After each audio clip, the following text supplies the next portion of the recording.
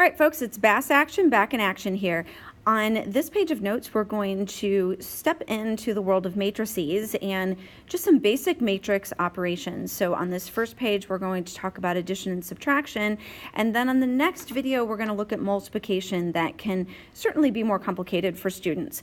So some of you have seen matrices before, so you might be able to breeze through this video. And for others of you, this might be brand new and you might need to watch it kind of slowly. So let's jump into it and see how you feel. All right, jumping up here at the top, a matrix. A matrix is a rectangular array of real numbers. Now, the dimension or the order, depending the context, people flip back and forth between dimension and order, but the dimension or order is the number of rows in the matrix by the number of columns. And it matters that you remember that it's rows by columns.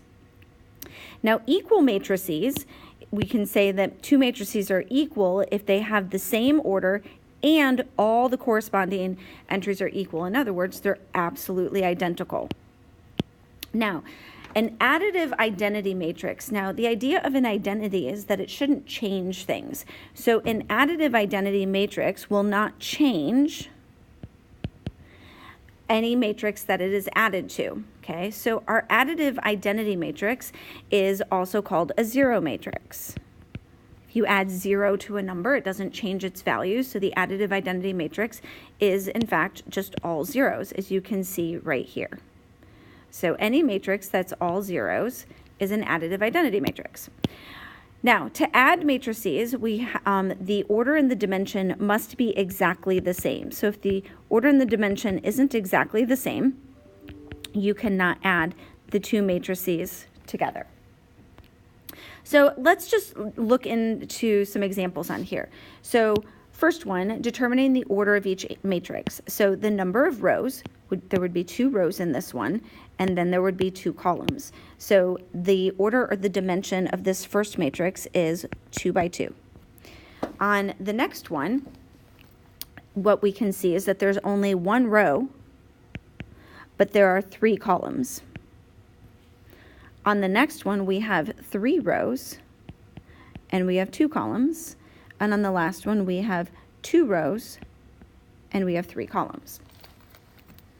So that's our first skill that we need to be able to do, is identify the order or the dimension. The next skill is what we call multiplying by a scalar. Now, that's just really a fancy way of saying we're going to multiply all of the elements that are in the matrix. We're going to multiply each of these elements that are in the matrix by this whole number that's on the outside. That's it. All we're going to do is distribute that 7 to the entire matrix. So if we go ahead and we do that, we're going to end up with a negative 28, 35, 63, 0, 7 halves, and 42. And we can put our brackets around it. And that's it. That's all that we would do on that one. Down here on example 3, we're going to add our matrices together, and I've given you a couple sample matrices. So the first thing that we would want to note on these 2 matrices is that matrix A is 2 by 2, and matrix B is 2 by 2, which means we can, in fact, add and subtract these.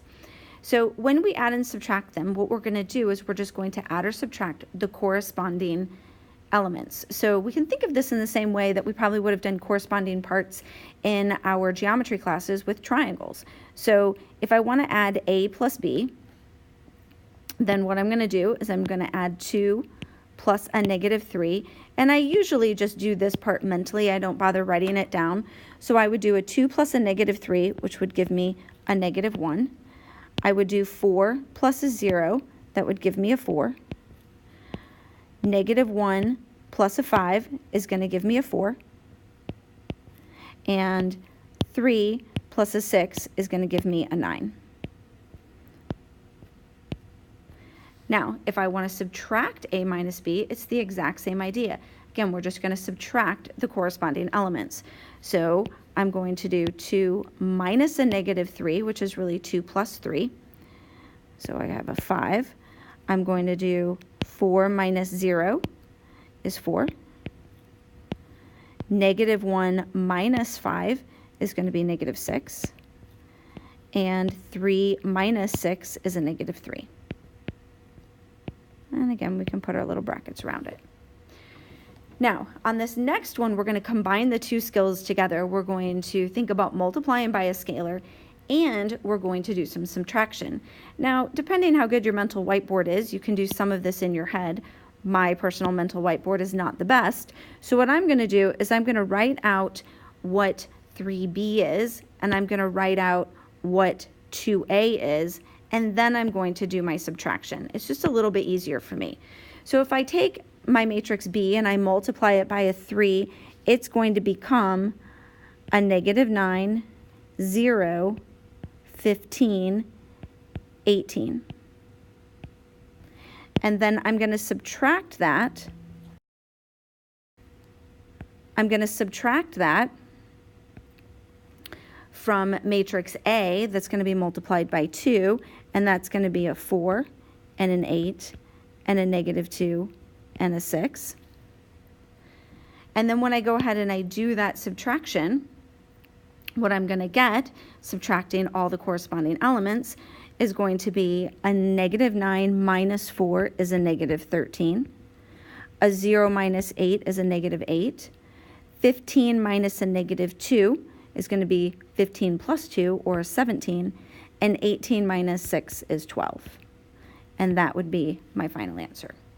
Okay, so that's all that we have in terms of basic addition, subtraction, and scalars. And then the next video, we're going to actually multiply our matrices together.